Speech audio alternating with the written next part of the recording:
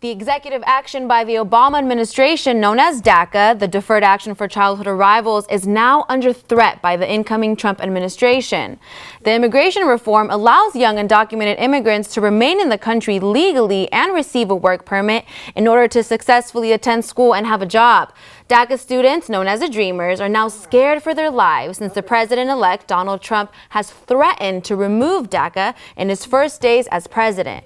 Let's look at this reality. In Nevada, 1 in 10 children in K-12 schools have a parent who is undocumented, and UNLV is home to thousands of DACA students who, if Donald Trump were to remove this reform, are not protected by deportation and can lose their work permit, limiting their opportunities to succeed even with a degree. But a new organization on campus called the UNDOCUNETWORK is providing valuable information for Dreamers, resources with community members, and empowering students to finish their degree. Here with us today is a member of UNDOCUNETWORK, Elsa Solano. Welcome. How are you doing? I'm doing good, thank you. All right, so can you tell me a little bit about the organization? What do you guys do? Oh, well, we created this organization just so we can show support for UNLV students, undocumented UNLV students. Our mission is to support and empower undocumented students about their opportunities available here on campus and the resources that some students are probably not aware of. And we also want to not just guide them for resources here on campus, but also outside of the community. We also held events, like we had an immigration training just so people can be aware of what's going on in both here, like as a community at the school and as a community as a whole. We also had an advanced parole where Ryan Larson from the UNLV Office of International Programs came and gave information for DACA students so they can travel abroad for work or education or humanitarian reasons. So I know that there's a lot of fear in undocumented students right now, specifically here at UNLV that has a high population of students that are Dreamers. How real is this fear ever since Donald Trump was elected president? I mean, the fear, I think it's still there, and it's really it's real. Just because as he mentions in his speeches whenever he speaks, saying that he's going to take away DACA, and that just takes away, that doesn't protect DACA students or anybody undocumented from being deported or being able to legally work here.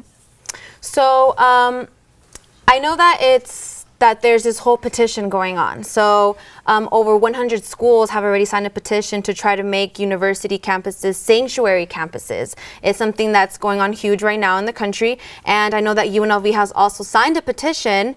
They've paired up with administrators, they've paired up with professors, and almost about 500 students have already signed this petition to try to make UNLV a sanctuary campus. So tell me a little bit about what is a sanctuary campus? For a sanctuary campus is to make it feel safe for undocumented students, more specifically protect them from ICE, hate speech, just to show support that the school is here for them and that they can feel safe being on campus.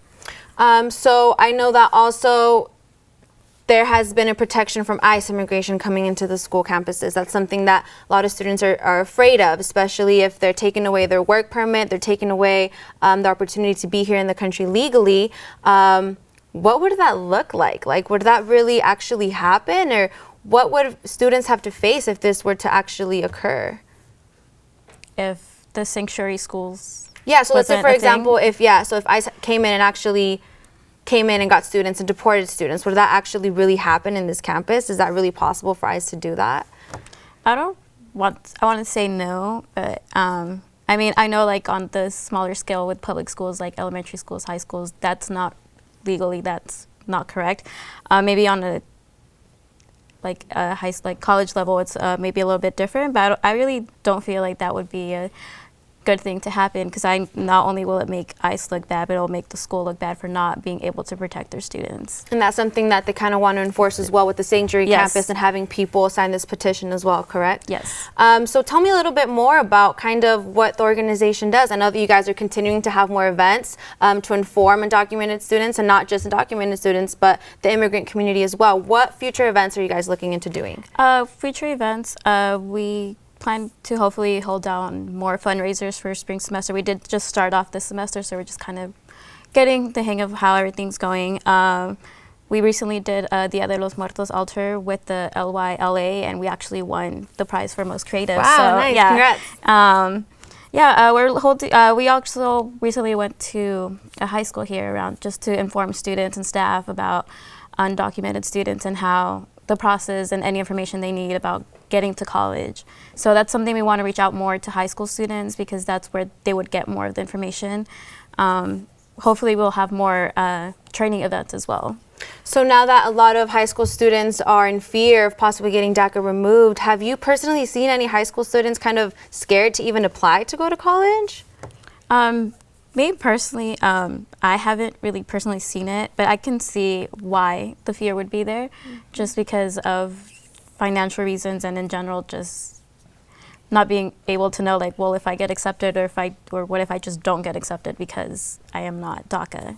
Exactly. Well, thank you so much for being on our show with us today. And it's important to reiterate that Nevada has the highest share of undocumented immigrants as a percentage of the population in the U.S., many of whom are DACA recipients. The Undocumented Network is also open to the community, and any information is valuable for those in need. If you would like to contact them or know more, you can get more information on UNDOCUNETWORK@gmail.com or visit their Facebook page at UNDOCUNETWORK.